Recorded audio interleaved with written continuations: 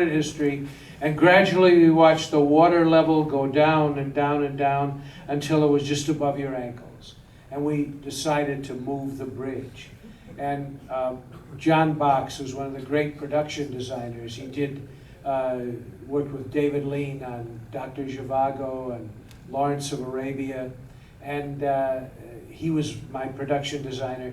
He found a similar location in Tuxtepec, which is the Mexican part of one of the biggest jungles I've ever seen.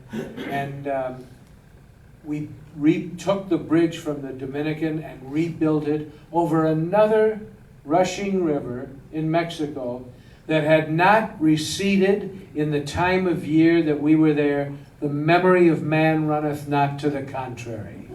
And gradually we watched that river go down and down and down until it wound up a little over 2 feet.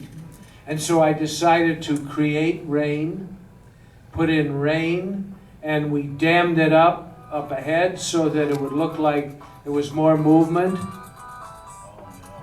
That's all right. Is that for me? Mine went off a little while ago. Yeah, it went from about 10, 12 feet, it went down to 2 feet when we shot. And then we had to do everything to disguise that fact.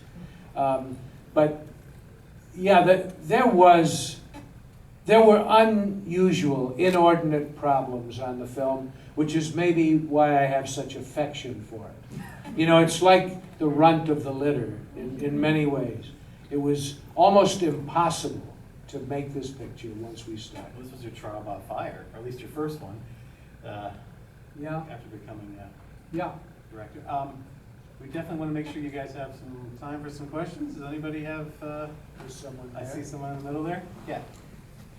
Yeah, I was just wondering what it was like collaborating with Tangerine Dream for the score. Who was the guy with the vinyl score that got it signed? Is he here? Did he just come get it signed? Oh, there we go. It's on iTunes too, by the way. The gentleman asked me what it was like to work on Tangerine Dream, work with Tangerine Dream on the score. When I was on tour doing publicity for The Exorcist, I went all over the world, and one of the places I went was to the Black Forest in Germany. And one night at midnight, my host took me out to an abandoned church to hear this group playing in total darkness, starting at midnight and going to 3 a.m. or even longer. These long stretches of synthesizer music completely in the dark, like it was here a few minutes ago. And the only light in this abandoned church was the light on their musical instruments, on their synthesizers. In complete darkness, I heard these extraordinary sounds. And I met the band afterwards, and I told them I was preparing a new film, and that when I was ready with it, I would send them the script, and I would ask them to write a score, just based on what I told them and the script. They never had seen the film when they wrote the music. I worked the same way with Wang Chung on To Live and Die in L.A. They did not see the film before they wrote the score. I wanted to be influenced by the score rather than have the score follow the film.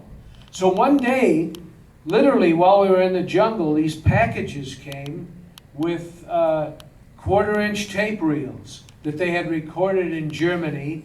I got them transferred to cassettes, and I heard their score while I was shooting the film. And I spotted it.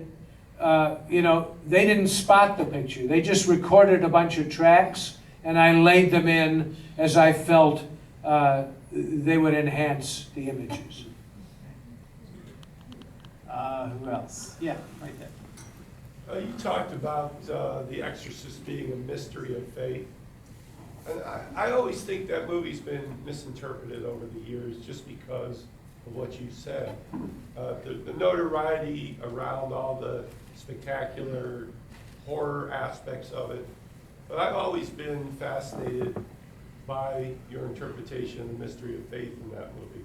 Could you amplify a little more about that? Bill Blatty, who wrote it, we never spoke about a horror film or how to make this into a horror film or more horrific. It was based on an actual case that happened in 1949 in Silver Spring, Maryland, and Blatty was an undergraduate at Georgetown when it occurred, and it was widely reported. It's on the front page of the Washington Post. You can Google it, 49 exorcism case. You'll see the whole story, 3 pages in the Washington Post. And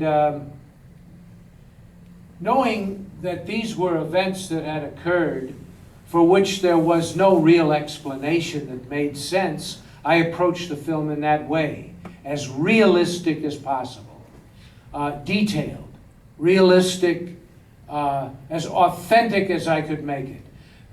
The very most modern techniques of X-ray research at the time was the beginning of the MRI and the arteriogram that's in The Exorcist. We did it at NYU Medical Center where they were doing them for real, and I shot it pretty much for real, except we didn't actually inject the needle into Linda Blair, but it looks like we did.